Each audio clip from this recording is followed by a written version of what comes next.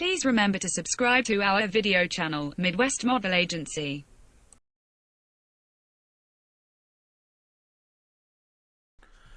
Good morning. It is September 8th, 2020, and I wanted to take the time. Here's the thing is, I get a lot of informational calls. People call me and they ask me a lot of questions about modeling, the modeling industry. How do I make money? How does this all work?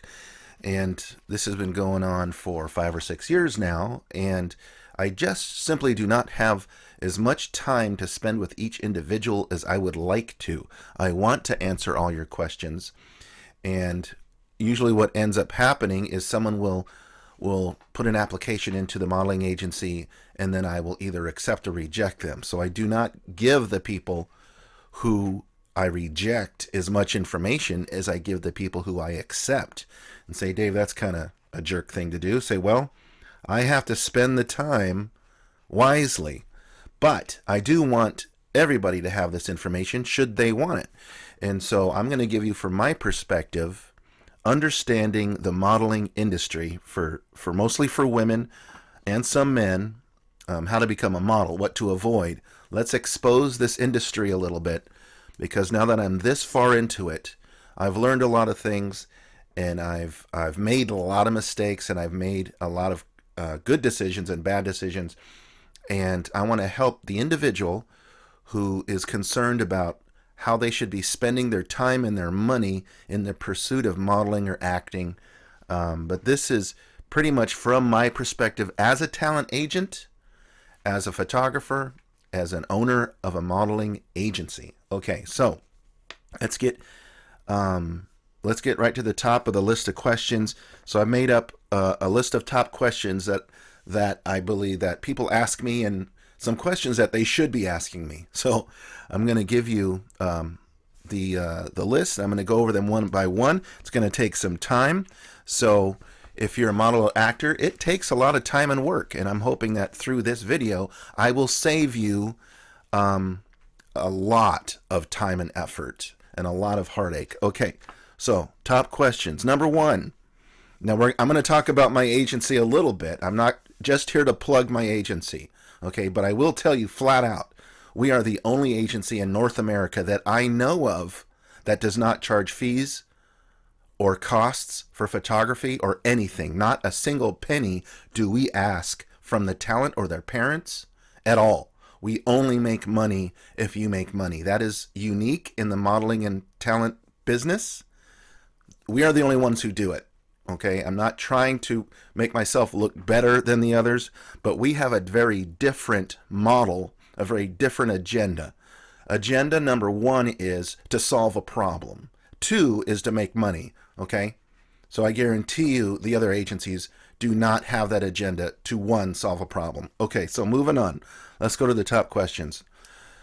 Does Midwest Model charge anything to join? No, we are the only agency in North America that does it the way we do. Two, can a girl under 5'8" get to a professional industry runway in New York or another large city? No, the industry is not actually inclusive when it comes to height.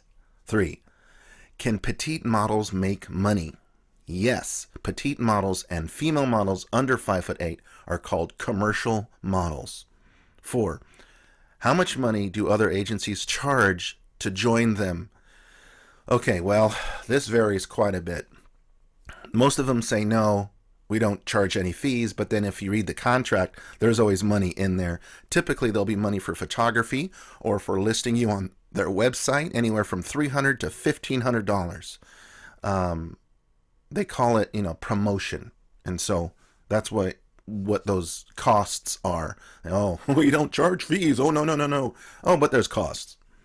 Five, I've heard about these modeling conventions that ask for $5,000 a person. Are they worth it? My answer is no. It is a waste of your money. You are better off listening to me and getting the information directly from an agent and not an association. An association is there to make money off of you. Now on to some things that bug me. I want you to know. Specifically, be very careful what you sign.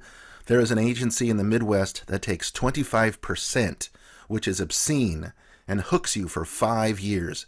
That is terrible. They should never take more than 20%, and 1 to 3 years. I've never even heard of a contract longer than 3 years, and this guy in this certain area in the Midwest is taking 5 years. And by the way, he'll threaten the hell out of you if you try to quit or if you try to go with another agency. He'll threaten lawsuits the next day. So don't sign with this guy, okay? Do the big agencies have the better models? No, it's all subjective. They have clients who have preferences, so they will always try to meet those expectations. They do, however, they have the pick of the litter, but ethically and morally they are no better than the smaller agencies. Who is at the top of the company, who's the person in charge, is important. If you never get to talk to this person, you may want to go elsewhere. If the person in charge of the people isn't a people person, why would you want to work with that? Because, it's subjective anyway. Anyway, let's move on. Why do the major advertisers and agencies tend to take a lot of nude or semi-nude photos and post them on Instagram? That's a tough question. I think mostly because the fashion industry, for the most part, is based on sex, and they want to make sure everyone knows it, and they are so advanced artistically that they get away with lurid photos. Either that or the people at the top just want it that way. Does it help sell a product? I don't think so. I don't think the nudity in the photos of these advertisers actually helps sell the product. Midwest Model does your own photography. Do you do nude or semi-nude? No. We are not interested in nude photography. We prefer your basic, fun, fashion shoots. Okay, we do a lot of fashion shoots, photo shoots, headshots, and video for our talent. Moving on. Okay, what about pageants? Are they worth it? Well, I think if you understand that a pageant does not get you work as a model, then have at it. Have fun and spend some nice time with your mom or dad, but they are never free unless it is a charity event. I would like to see pageants actually give monetary prizes, but they are what they are. They are real, they are fun, but they are not the same thing as modeling.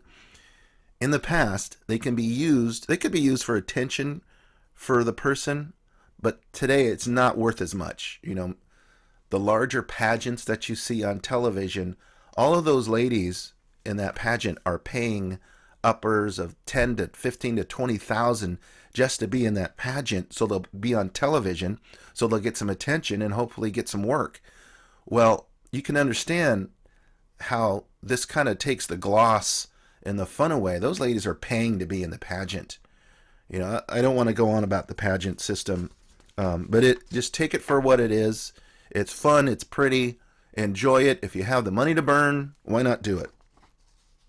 Okay.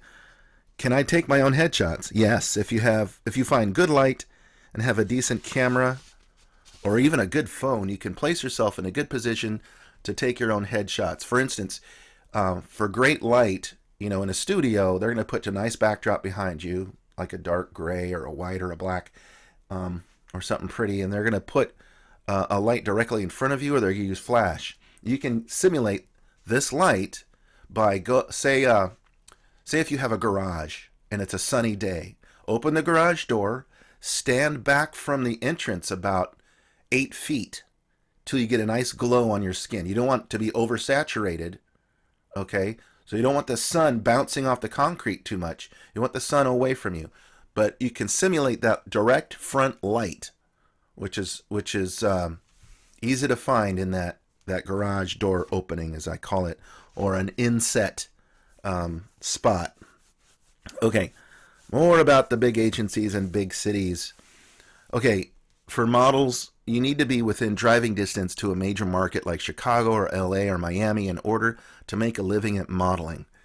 And I'm talking about runway and catalog modeling, ads and commercials. You have to be at least 5'8" to get on a professional runway.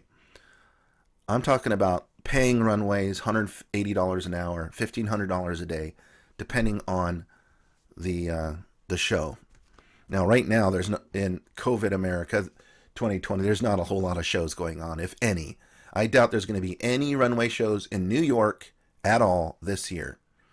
They might be able to screech one out, but the fact is that New York is a mess right now. Don't look for a runway show in New York. Probably not going to happen. Okay. Smaller markets don't usually have a base of clients for modeling versus acting. That's why they pump up the fees. Okay. The big agencies are going to charge you a lot of money. So if you sign up with them, you're going to start out in debt. All the major players, and go ahead and say, and Google if you want, the top 5 modeling agencies in the USA. Okay. I'm very familiar with them, and they are rather familiar with me, some of them. And the thing is, they're going to charge you money. They're not going to call it a fee. That they don't like that term fee. It's called promotional costs. Okay? They want to take your own photos so they can charge you for the photos, as they need to make income. Why do they do this? Well, I'll get into that in a minute. But you need to consider these costs. Just recently, I found a model in Illinois, and I should say I found a girl in Illinois. She's 5'7". She has one of the most beautiful faces I've seen in the last 5 years of searching for people. And I managed to contact them, and they had just submitted to a different agency. And the agency told this girl this. They said they want to try to get her on a runway in New York. This is a total fabrication. There's no runway in New York this year. I doubt it. And she's 5'7". It's not going to happen. Okay? I immediately, upon hearing this, was like, okay, that's not true. Well, they have to take it with a grain of salt. What these people tell you, you got to take it with a grain of salt, because they want you to sign. Okay? So here's the inherent problem with all of these agencies, and this is when I said I have an agenda, I have a goal to fix a problem. Here's where we get to the heart of the meat of the matter. Okay?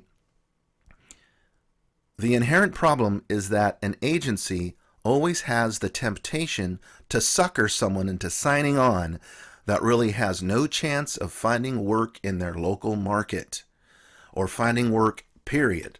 And they know this, and it doesn't matter. Now I'm going to give you a statistic. It's just a guess, but I can't think that I'm wrong on this. So here's a question, and you're not going to want to hear this, but here goes. Say a talent agency has 1,000 people that they have signed with their agency. How many of those people are going to get work through that agency? What's the percentage? And I'm telling you that the percentage, regardless of the big agency or small agency, now I would think, even though the percentages are the same, that the models who are industry height are going to get more work or better paying work. But a commercial model can make more than a runway model. It just depends. Okay, so the percentage of people who get work through that agency, I'd say, are below 20%. Below 20%. So if you sign on, your chances of getting work are 1 in 8. What does that work out to? So this April, it is hard to find work for models in a smaller market like mine. However, in April, my statistics went up way above 20%. And things were looking awesome. And then COVID hit. And then there's been very little work. But things are turning around again, thanks to the economy, because the American economy will not sit there forever. It's going to come roaring back. Okay. Let's see. Smaller market agencies are worse, especially ones that target teen girls and asked for up to $1,500 to join their agency. Even more sometimes. I spoke with a mom who spent $2,000 on photos and never got the photos. They know the market is small, and the most difficult thing to find work for are petite teenage models. Well, that's something we're specializing in. but I'll talk more about that in a different video. Now, neither the big or the small agencies make enough money to cover their costs. They want to make a nice salary, so they come to the conclusion that they can make it off the talent directly. Rather than making money off the talent indirectly, through the customer, they realize they can make money off the talent directly through classes and through photos and through fees, and that it just keeps coming. And so that's the other half of the inherent problem in this industry. It has an inherent financial risk for the talent. It's built in. Okay, and your chance of return are small. And so I'm trying to explain to you folks what's really going on here. Okay. Now, all the major agencies have slightly different contract rules, but since they have the market, they can get away with charging these hidden costs. They have the brand contacts, so it might actually be worth it for you to sign with them, because then you can get to the customers easier. Okay? Here's a sentence I tell people. They look at me kind of like with a deer in the headlights. The fact is, as a model or an actor, you can do it on your own. You don't need an agency. But the agencies are very helpful. Now, when somebody has gotten all the way to Hollywood to a major motion picture, they will have an agent. Okay? I know a guy who's trying to make it to Hollywood. He lives in Des Moines. He's a good actor. He's signed with 10 different agencies. Well, he's done a lot of commercials. He hasn't gotten to Hollywood yet. Can he? I think he can. Okay. But he doesn't want to move there. He wants to stay here in Iowa. Okay, moving on. I see models listed all the time that are not attractive. I'm talking about the advertising. I see the ads, the posts. I see them. They're not attractive. They're not symmetrical. They're nothing but a coat hanger. And if I were to see this person walking down the street, I wouldn't sign them. I wouldn't approach them. I wouldn't even consider it. But they get signed because they're coat hangers. So what I'm saying is that being pretty or handsome or having great skin, none of these things actually guarantee you a modeling contract or paid jobs. You have to be available. You have to make it through the interviews, their interviews, which are based completely on subjectivity. If they don't like you, even if you are beautiful, they won't sign you, which is, of course, stupid. Because if you look at the ads, you don't care how pleasant or unpleasant that person is. Do they look good in the ad? Do they fulfill the ad's expectations? But you see, they want to work with somebody who's easy to work with and will do pretty much anything they ask them, even nudes. And I tell girls who are runway height, look, here's the thing you need to deal with right now, is if you make it to New York, they may hand you an outfit that completely exposes you, and you feel like you're naked walking down the runway. So you have to deal with the fact that these artists and these shows are not there for your benefit. They're there to make them look good, and they want a little shock and awe once in a while.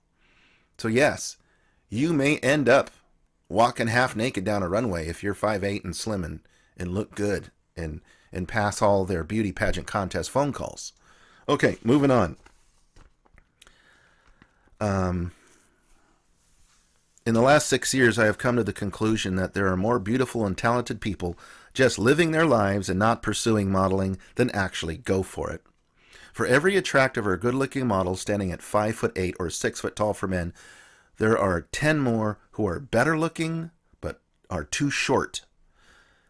The fashion modeling industry, at least how I perceive it from their posts, especially in their magazines, is that they are more interested in someone who is striking looking versus pretty. I see a trend now to sign men who are merely men, who are not actually very attractive, but they're long and lean. They don't have great skin from a modeling perspective. They don't have the symmetry, but they're long and lean, and they're fulfilling the expectations they have for themselves. I'm not sure what they're selling, but They keep pumping this out.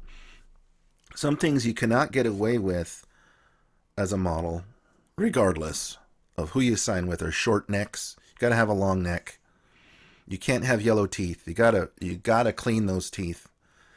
And your tan, your skin. You don't have uneven tans. If you have fair skin, stay fair skinned. Don't burn yourself up. If you have dark skin or nicely tan skin, keep it even. Okay? And if you have acne, change your pillowcase every other day. That'll help. That may help clear that up. It helped me. Okay, the modeling and fashion industry are still not inclusive. They're not even close to inclusive. They virtue signal by doing a lot of shoots with men dressed in more feminine style clothing. That's not really inclusive. They have a lot of black and Asian models, but those models are still super slim and tall. There are no petite models at the major agencies. The fashion industry and modeling industry go hand in hand. It is probably the most non-inclusive industry in the world. It's the most discriminating and the most subjective. It's a bizarre industry. They virtue signal all day long in their posts and their advertising about how inclusive they are. It's a total sham. Okay? It's ridiculous. It's absolutely bizarre industry. Okay, if an agency tells you that they have a runway show in New York City that you can get to, but you are under 5'8", they're not being honest with you. I already talked about that. Sorry, I'm repeating myself, but I want you to be very clear on this. I consider all models under 5'8" petite. One of the clothing advertisers sent me a measurements list, which oddly has a missing zone. There was no 5'7", right? They had 5'3" to 5 foot, or 5'2" to 5'6", and then 5'8" and up. Where's the 5'7"? It's odd.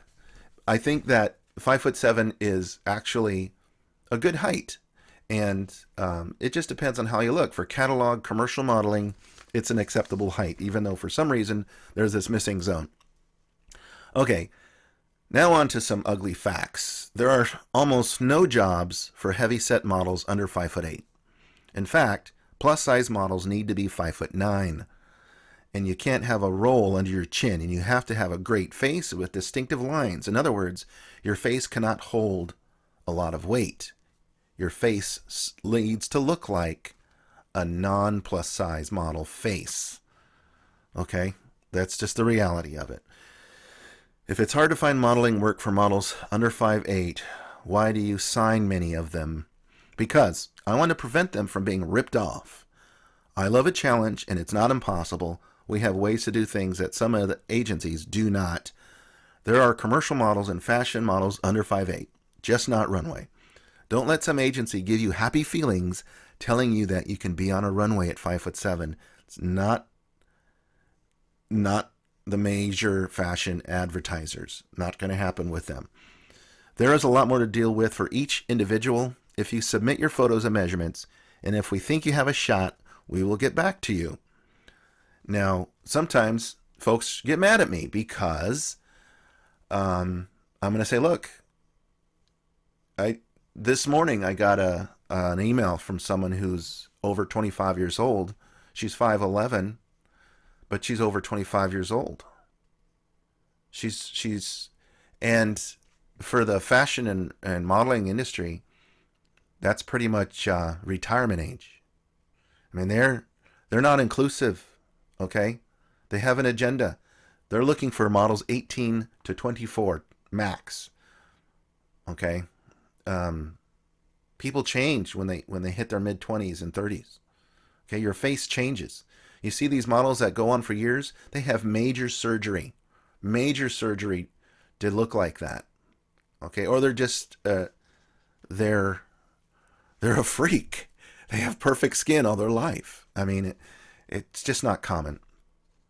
Okay, no one can guarantee work. We can only try. So you can submit your stuff to Midwest Model if you want to. And I hope that you've learned some things from this video. It went on a lot longer than I thought I was going to do it. But it's been great talking to you. I hope that I've answered some of your questions. And I hope to hear from you. Have a great day, and I hope the rest of 2020 for you goes great. So, who am I? I am David Whitney. I am the owner of Midwest Model Agency and the photographer at Midwest Model Studios.